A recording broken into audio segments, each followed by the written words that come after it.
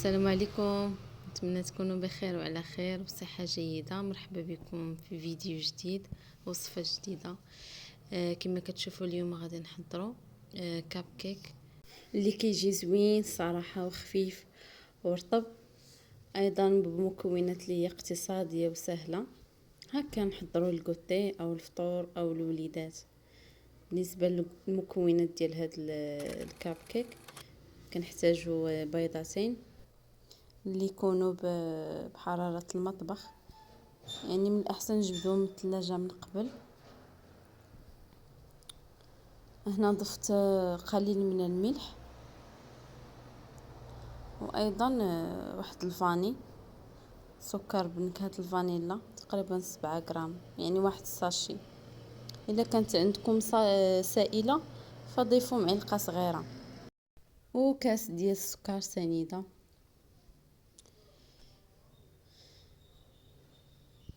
هنا كنطربوا هاد المكونات مزيان، يعني البيض والسنيده حتى تذوب لينا ديك السنيده.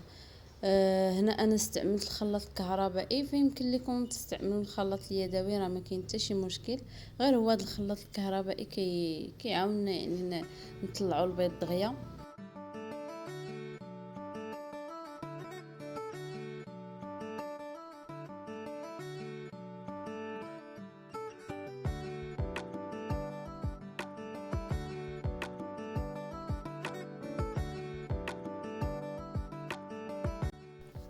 وايضا واحد كاس مع مرش ديال الزيت، تقريبا كاس قل ربع.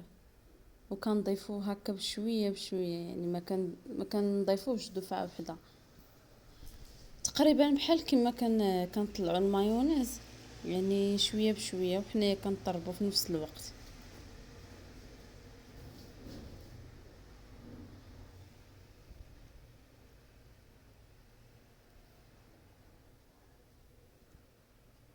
وايضا واحد الكاس ديال الحليب، يمكن لكم تستعملوا ياغورت او دانون باي نكهه. صافي وكنستمروا هكا بالخلط، كنخلطوا مزيان دوك المكونات.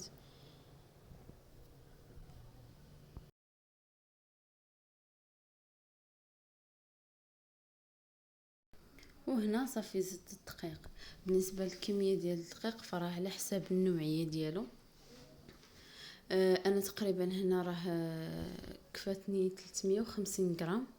كما قلت لكم راه على حسب النوعيه ديال الدقيق، فراه يمكن لكم تحتاجوا حتى ل 400 غرام او 350 او 300 غرام. صافي هنا كنستمروا كنضيفوا الدقيق شويه بشويه وحنا كنخلطوا.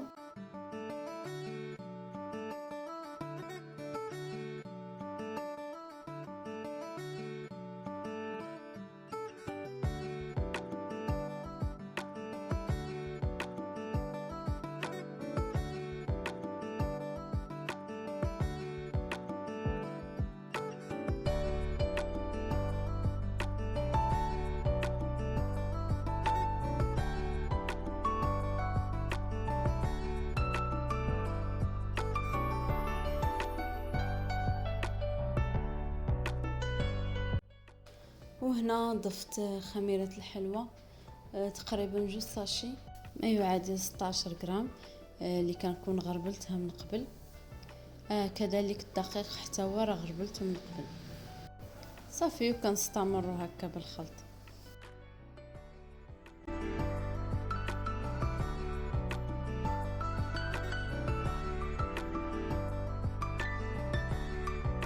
وهنا صافي راه الخليط ديالنا وصل القوام اللي خاصو يكون، يعني القوام ديالو خاص يكون ثقيل شويه، يكون ثقيل على الخليط الكيك العادي اللي كنديرو.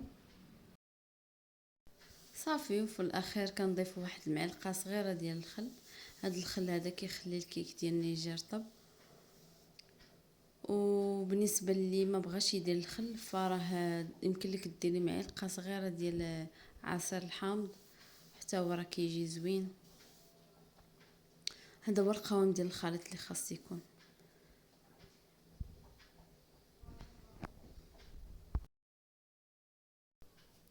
وهنا كما كتشوفوا راه كبيت الخليط ديال الكيك فواحد الغراف هكا اولا شي صحن اللي غادي يسهل عليا انني نكبو في القوالب ديال الكاب كيك.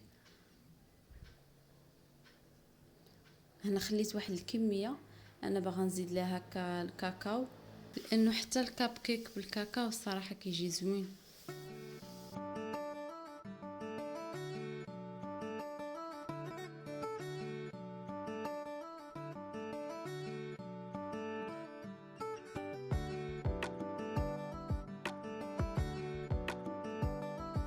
ايضا زدت مع واحد تقريبا معلقه صغيره ديال الحليب، لانه الا زدنا غير الكاكاو بوحدو راه الخليط غادي يزيد يعقد اكثر.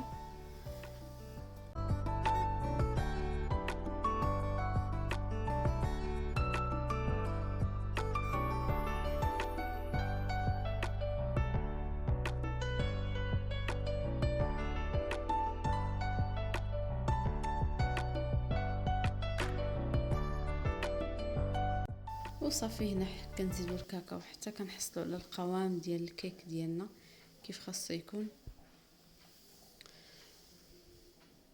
وهادو هما القوالب ديال الكاب كيك اللي كنكبوا فيهم الخليط ديالنا.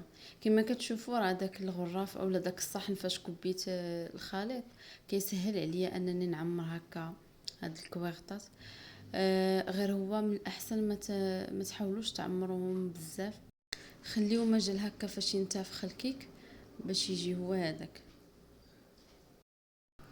وكنكملوا بهذا الشكل هذا حتى نكملوا الخليط ديالنا كامل.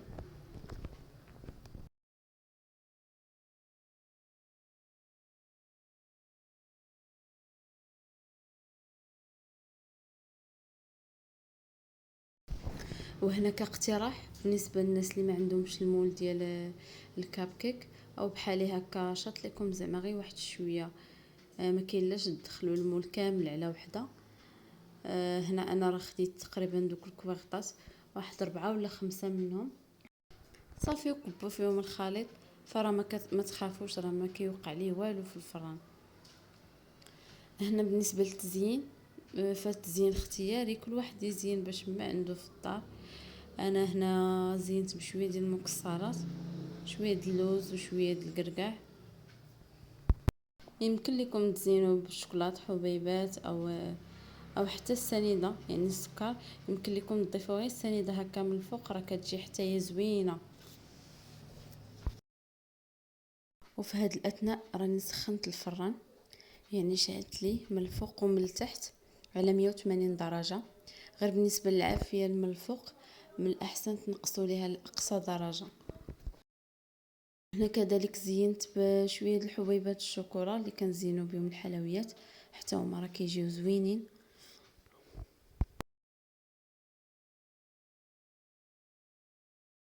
وصافي هنا كندخلوه الفران. هذا هو الكاب كيك ديالنا، فراه كياخذ تقريبا واحد 12 دقيقه حتى ل 15 دقيقه ديال الوقت في الطياب.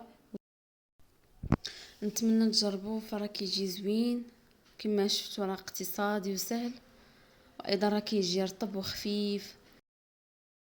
وبالنسبه لديك الوحده اللي شاط لينا اللي درناها هكا غير في الكويغطات كما كتشوفوا راه كتجي زوينه. فديروها غير في شي مول ديال الكراطان هكا كما درت وحطوها في الفران.